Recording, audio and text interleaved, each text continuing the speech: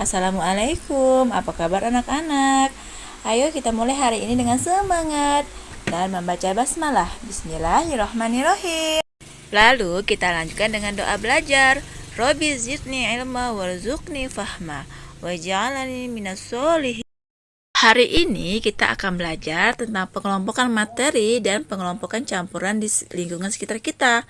Kita akan belajar iklan di media cetak dan elektronik, serta makna dan manfaat persatuan dan kesatuan dalam kehidupan sehari-hari. Sekarang silahkan buka buku kalian, tema I halaman 78.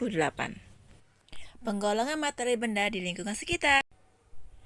Unsur, yaitu zat tunggal yang paling sederhana dan tidak dapat diuraikan lagi. Contohnya iodin, fosfor, dan oksigen. Emas dan perak juga termasuk dalam unsur. Selain unsur, ada pula zat tunggal yang dikelompokkan ke dalam senyawa. Senyawa adalah zat-zat yang tersusun atas dua unsur atau lebih yang bergabung melalui reaksi kimia. Contohnya air yang tersusun dari dua jenis unsur, yaitu hidrogen dan unsur oksigen. Contoh lainnya yaitu gula atau glukosa yang terdiri atas unsur hidrogen, karbon, dan oksigen. Kalian bisa memahaminya lagi dengan membaca buku tema I halaman 80.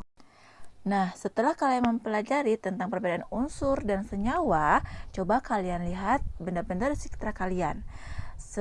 Manakah yang termasuk campur homogen dan heterogen, sesuai dengan yang sudah kalian pelajari di subtema sebelumnya. Macam-macam bentuk iklan di media cetak berdasarkan ruang iklan dicek. Yang pertama, iklan baris. Ciri-cirinya, yang pertama ditampilkan di halaman khusus iklan dan dikelompokkan berdasarkan jenisnya. Yang kedua, tidak berwarna. Yang ketiga, ditulis dengan singkat, 2-4 baris saja. Yang keempat, terdapat nomor telepon pengiklan. Kedua, iklan kolom. Ciri-cirinya ditulis dengan singkat. Yang kedua, lebih besar dari iklan baris. Dan yang ketiga, berisi penawaran komersial, ajakan untuk membeli atau menggunakan yang diiklankan. Unsur-unsur bahasa dalam iklan cek. Kalimatnya harus singkat, padat, dan jelas. Bahasa yang dapat memikat hati pembaca iklan. Kata-kata konotasi yang bermakna positif. Bahasa yang bersifat objektif, jujur, dan menarik. Jenis iklan berdasarkan isinya. Yang pertama, iklan pemberitahuan.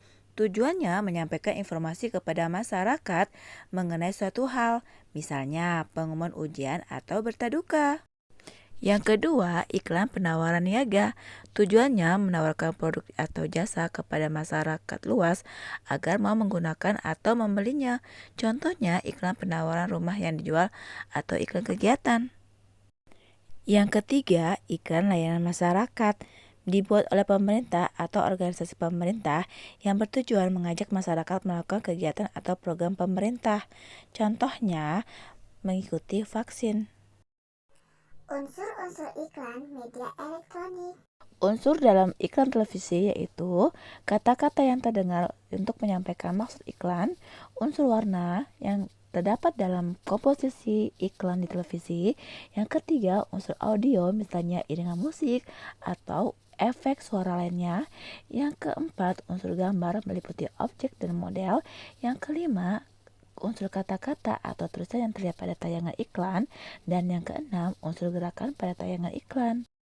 Pada iklan radio terdapat unsur suara yang meliputi informasi produk atau jasa, dialog, musik atau lagu latar, dan efek suara.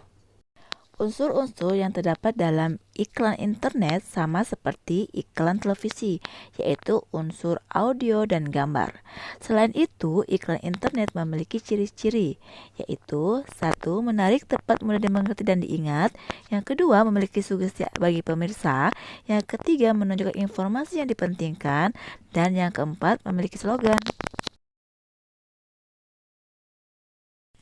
Kemerdekaan Indonesia dicapai melalui perjuangan oleh para pejuang.